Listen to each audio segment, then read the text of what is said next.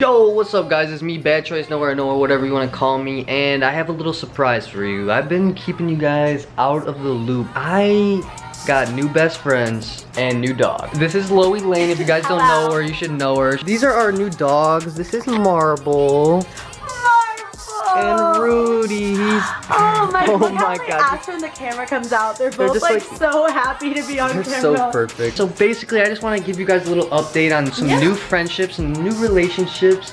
We're going to some parties, gonna tear up that dance. You know what I mean? Okay, but that's all Noah ever does. If we learned anything about Noah, this is what you need to know. Last night we go to a party and this kid is just running around dancing in random groups, and I'm like, Loey, do we know that? I'm like, no one knows and a so lot of this people morning, here. I'm like, who are all the people you were dancing with last night? Like, you have so many friends. He was like, I didn't know any of them. I was just having a good time. No, but we had so much fun last night at the Studio 71 party that we somehow convinced Noah to ditch his father.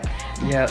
Ditch the meet and greet that was going on today. Sorry guys. But he did FaceTime with some people. Yes, so that was we did nice. FaceTime. And now we're gonna go to a couple of parties. Not to mention, we wanted him to stay in LA, so we were like, hey, you should just come stay with us. And he was like, okay. He comes to our place and is like, yeah, I was actually already on the way to Anaheim, but I got out of the car and called an Uber. He got out of the car and called an Uber because he fucks with us that much. This our homie. Yeah, a lot has happened since the last vlog. He's a father. The last one I posted, we just met, and now we have two dogs. Now we have two dogs. Hella stories. Great title. I'm a father. I'm a father. We need to get a thumbnail. Yes. All right. So something terrible just happened. We were literally on our way home to LA from Anaheim. So it was about an hour drive. Less than 2 minutes away from home, Marble was on my lap, and she literally puked on my pants. She puked on my pants, all over the car, everywhere, just keep throwing up everywhere. And one thing you guys need to know about me is if there's throw up, no matter whose it is, what it is, throw up, if anything like that, I will throw up. I got puked on by Marble. I was like, oh my god, oh my god. I literally ripped my pants off. I was in my underwear, it got all over my underwear.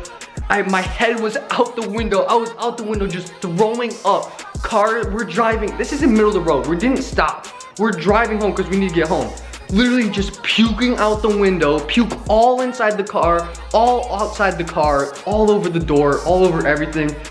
Like, I don't even, it was the grossest thing that ever happened to me in my life. Loey and London are going to clean the car because I got puked on and I need to go take a shower because I feel so gross. So, shout out to them.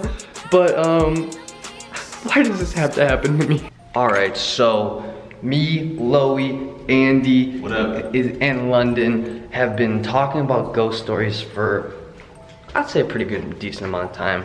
And it's getting really creepy. So, basically, I'm just gonna maybe vlog just like a couple stories or whatever. Loey said she has a really good story, and then I already told you the one in Hawaii, but I'm gonna tell him that one again because shit, man, that one is like one of the most scary ones it's literally one of the most surreal experiences that has like ever happened to me. It's really weird, but so yeah, we're just gonna tell a couple ghost stories. So I hope you enjoy. So here's the thing, Noah, is you didn't like know me before this week. You didn't really watch my videos, which was like fine, but now you're a fan. So if anybody else knows who I am, they know that I experience a lot of paranormal stuff all the time.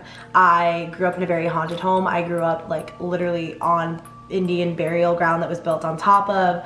I grew up like literally our farmhouse that we used to live in was like on top of Indian burial ground, or like kind of in that general area. Then we were built on top of a collapsed mine that a lot of people died in.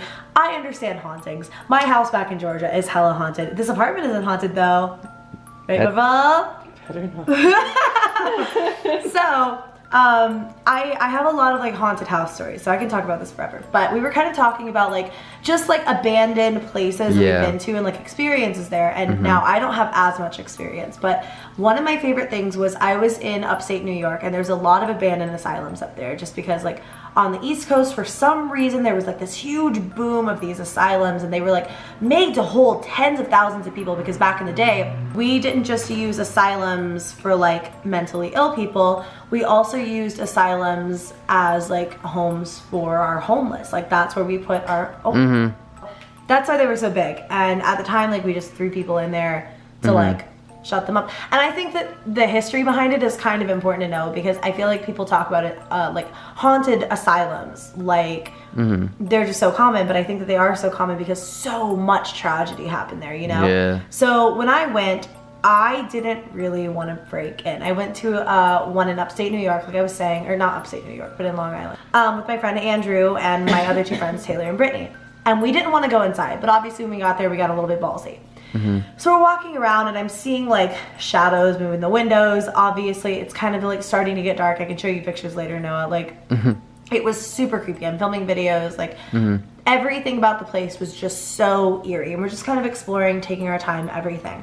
I film, edit, and upload a video without realizing anything is weird. But at a certain point during the day, I kind of just felt a little bit off, and around that same time Andrew was like, I really just want to leave. Like, I hate to be a chicken, I really just want to leave. And I was kind of like, I'm normally down for this kind of stuff, but I feel the same way. Literally right around this time, somebody points out in my video, you need to like check this out. They take a screenshot. You can see in the video that it's like I'm filming this dark like hallway of this place. Something comes into the frame and it looks, I don't even want to say what it looks like, but it grabs the side of the wall. You can see fingers like blocking the light, like shadows of fingers blocking the light in, and I have like literal footage of it. It comes in a frame, blocks the light, and I move the camera so fast you can't see it anymore. But whatever it was, it didn't look like a ghost or like, it was one of the scariest things I'd ever seen in my life. So I saw that, I completely and totally freaked out, because I can't even begin to explain it. It was so weird, and it was even weirder that I caught it on camera, and there's nothing to explain it. We weren't around anybody. We were literally in this abandoned place by ourselves, and something grabs onto the wall in my video. Like, it's almost like it comes around the corner, grabs onto the wall, and like, that was my scariest, like, abandoned. That you caught on tape. Yeah, that I caught like on camera and stuff like that. That was really creepy. I've experienced a lot of other stuff, but that isn't out on video yet, so. So my grandmother lives in a town called Ware, Massachusetts. It's a little tiny town in the woods, in the middle of nowhere in Mass. And like I said, she lives in the middle of nowhere. It's a dirt road to get up to her house, like 2 miles long. And it was me and my cousin staying there. So the only 4 people in the house were me, my cousin Josh, my grandma, and my grandpa. And we were sleeping in the living room, or watching TV in the living room, and their bedroom was attached. So if they had to go downstairs or anything like that, they'd have to walk through where we were sleeping. So we were up just watching TV, and we were hiking earlier that day, right? And we saw like a bunch of weird mist that just kind of came in and then came out really fast. Oh, so casual. And we were like, yeah. What is that? Right? Like, that was super weird, but we didn't really think anything of it, right? We were like, whatever, it was fog. So that night, we're watching TV super late at night, and we hear like ruffling down in the basement, right? And we know for a fact, they have a dog, right? But you'll hear the dog couldn't have done this. So Grandma and Grandpa are asleep. Me and my cousin Josh hear all this ruffling, and we're like, whatever, maybe Cooper's downstairs. And then like 5 minutes later, Cooper comes out of their bedroom. And I was like, oh, I don't like that. Yeah. So me and my cousin were too scared. We were only like maybe 12 at the time. We were too scared to walk downstairs. So we woke up in the morning, and we were the first ones awake. And I walked, like, the stairs went down, and there was a hallway into the kitchen. And I looked over, and there was an apple on the stairs. There was a bite out of the apple. What do you mean? Right? And I was like, okay, weird, but like maybe someone dropped the apple and it happened to fall on the stairs. With one singular perfect bite taken out. Maybe. But so I didn't go downstairs at all at the time. And my grandmother went downstairs like maybe an hour later when she woke up, and the whole basement was destroyed. Like, washing machine was tipped over, gun safe was open that had a bunch of guns in it, nothing was missing, but like clothes were everywhere. So like we ended up as explaining it as a coyote got in. That's a poltergeist. A coyote got in and that was opened up your gun safe, yeah? Yeah, that was my grandmother's explanation. Was a coyote got in. Meanwhile, it would have had to come in the front door that was closed. The garage was closed. The door into the basement was closed. The window that was only this big was closed. And then so we called the police, and the police came and did like an investigation, whatever, and nothing like ever came of it. They were like, we don't know what happened. So they asked us if we did it, and we were like, no. Like we heard something in the basement, but it didn't seem like anything crazy. So then my grandmother sat us down later that day and told us a story, and again, getting goosebumps because I'm about to say this.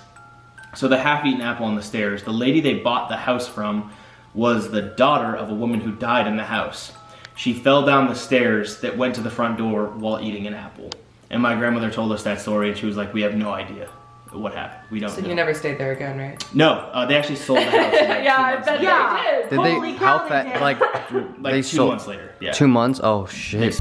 Alright guys, so after telling ghost stories, literally power is out in our hotel. What are the chances that, oh yeah, and by the way, we're like 2 floors down in a parking garage. There's no power at all. It's pitch black. It's pitch black, so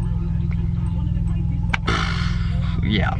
So I missed an upload yesterday because I was supposed to have a flight at 7 a.m. right? But I had no clue. I thought my flight was at 11:30, so right off the bat I missed my flight. So that's just one part of it. I got like 3 hours of sleep that day. Not good. So I was already delusional. I tried to edit, couldn't edit. And my stomach is really bad right now. I just got back from the doctor. They're not really sure what it is yet. You don't really know anything. There's a couple spots in my stomach that are really sensitive to the touch. Every time I eat something, I feel really sick. Like I can't really eat much. So I'm like really hungry. I don't feel good. I'm tired. Like I'm struggle busting right now, but it's okay. Like I'm still grateful for what I have. So anyways, thank you so much for watching, and just keep me in your guys' minds and give me those like that good energy, the thought and prayers for my stomach, because I'm a little worried. But other than that, I want to thank you guys so much. We're about to hit 45,000 subscribers. That is awesome. Shout out of the week goes to this person right here. Thank you so much for watching. I appreciate it, and peace out. Thank you.